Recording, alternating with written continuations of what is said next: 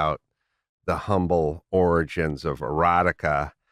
When I was a kid, I remember like finding a newspaper that had like a black and white, but like topless woman on it, like coveting this thing, and while it's it's kind of a nice nostalgic thing, I just feel like with all the porn and OnlyFans and everything everywhere, we're just so far past that. We've experienced stretched. 13-year-old boys don't need us anymore. Like we were on the last cusp of the generation to have that kind. Like I remember you would go into a canyon and somebody would leave behind like a dirty magazine, and you would hold that thing and you would hide it in your room and you would pray that nobody ever found it. Or you'd find like an old VHS tape and you'd put it in like the Men in Black tape so that like nobody, like you would hide the. Now it's like people can just get it in 2 seconds. Well, you were getting blowjobs at 12, so not everyone was doing that. And do Men in Black 3.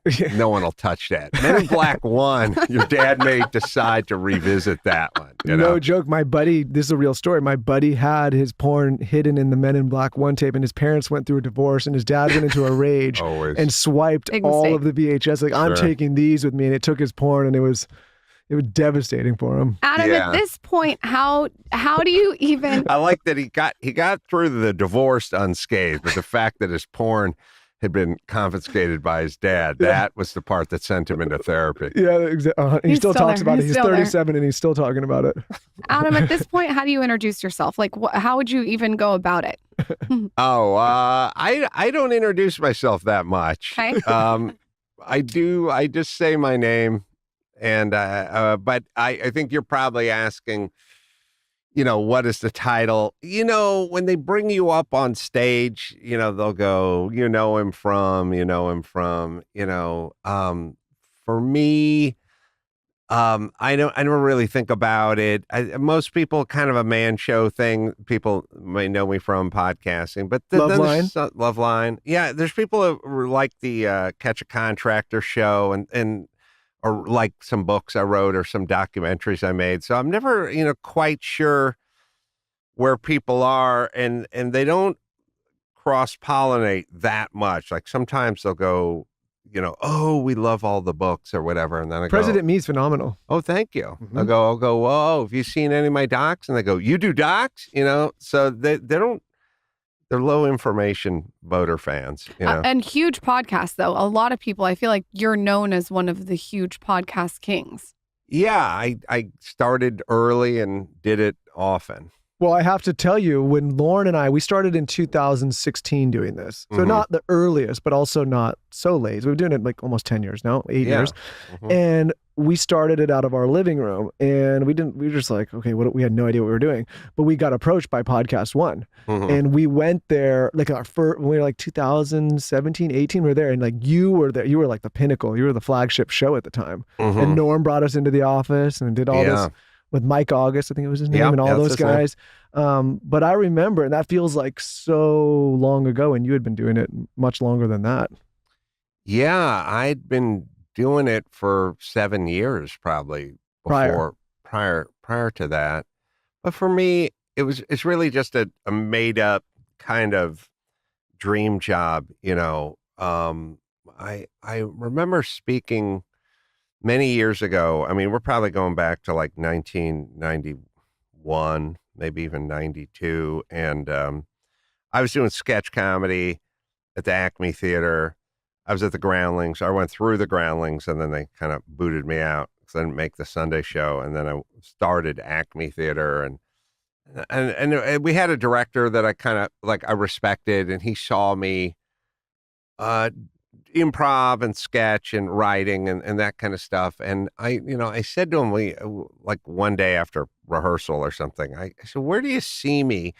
Like, do you see me as a performer, or do you see me as kind of a writer? Because I was never really a performer per se, or even a gifted performer. I was more of kind of a writer. I liked writing the sketches, and I would perform, but I kind of like to create, more so than be on stage. But he said to me, Adam, you just need a thing where you just talk into a microphone for like 2 hours every day about all the stuff you're complaining about and thinking about. that's what you should be doing. And I was like, yeah, but that's not a job. It doesn't exist really. What he was describing, like a made up thing that would be perfect for me. And then, all those years later, podcasting sort of came about, and it turned out that was that job that he's like, this is what you need to do.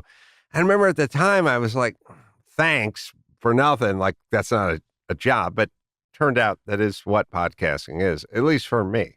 I think like when I'm close. The business I run is this one that we're in right now, I sit on the mic, but I'm also like on the business side of it. And I was talking to some of the agency guys, and I think you were one of the original people, and it might have been like a flowers.com ad or something something like that. And before they figured out how to price this stuff, and it was like on a commission base. Yeah. Is that correct? Yeah. And like you were one of the guys, and they had to pay out so much because they never thought the medium was, and then all of a sudden it started converting like crazy, and they changed the whole model since then. But I think like that's not to age you. Yeah. And I guess I'm nerding out a little bit. Lauren's like, what are you talking about? But you for sure were one of the pioneers that like kind of put this space on the map. Well, we sort of helped. I wasn't the first podcast, that's for sure. I will take some credit for maybe the live comedy podcast, because I started doing live podcasts in '09, and I don't think anyone else was doing a live comedy. I know the audience didn't know what the hell we were doing. They thought they were seeing a stand-up show or whatever, but doing the live version of the podcast and maybe converting the podcast into a business model, I will take some credit for that. Although it wasn't my idea for a model. It was the same model as radio and TV Sure. and every form of media really before that. I was just like, look, if you get enough listeners and eyeballs or ears or both or whatever it is, then you should be able to sell that to somebody, Pro Flowers or whomever. Pro Flowers, maybe that's what it was. And nobody listened at the beginning because it didn't exist. And when things don't exist, people just go, well, that doesn't exist, and I go, well, maybe it will one day, and they go, well, it doesn't exist now, so they're sort of like, how would that work? And I was just like, well, what's the difference between this and radio? I've been doing, at the time, I was probably doing radio for like, 14 years or something. I was like, it's the same thing, just sell ads against the show you're advertising on if it's a popular show. And people are like, that's never going to work. But that's what it turned out to be, because I didn't have any specific knowledge. I was just like, it's going to be the same as radio.